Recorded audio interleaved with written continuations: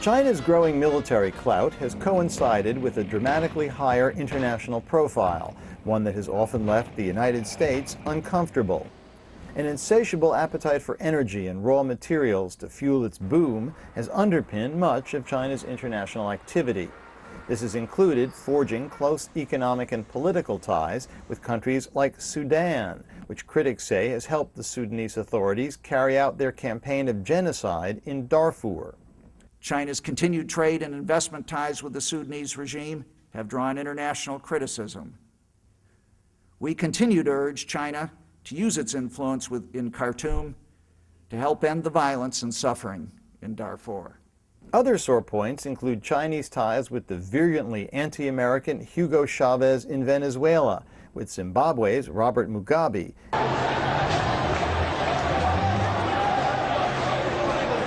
and the repressive military regime in Burma. The Zimbabwe's and the Venezuelans, we understand on the one hand that she wants to assure her energy security.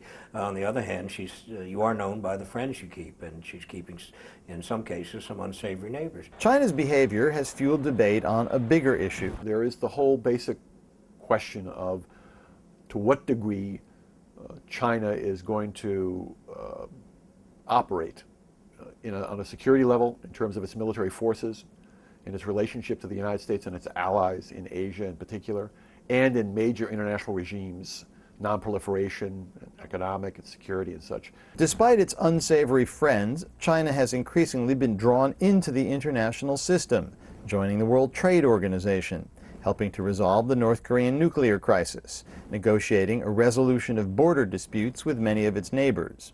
And Chinese leaders continue to insist their primary goal remains a peaceful environment in which to pursue economic development. The Chinese not only have talked about peaceful rise, their conduct has basically been consistent with that concept. But the Chinese boom has given rise to another problem that transcends China's borders. The skyline of Beijing on a usual non-Olympic day, choked with smog. One consequence of the boom has been an environmental crisis of staggering proportions. 16 of the world's 20 most polluted cities are in China.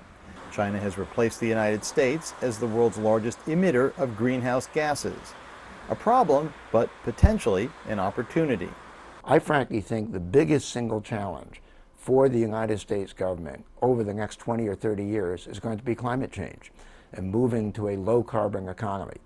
I think that this will also become potentially a very serious issue shaping the U.S. China relationship over that period of time, because China likewise has to move to a much lower carbon economy, and there's enormous potential for U.S. China cooperation to jointly tackle this issue. And it's not just climate change. From public health to counterterrorism, a host of transnational challenges offer the possibility of cooperation if, in these turbulent times, Washington and Beijing can get the fundamentals of their relationship right.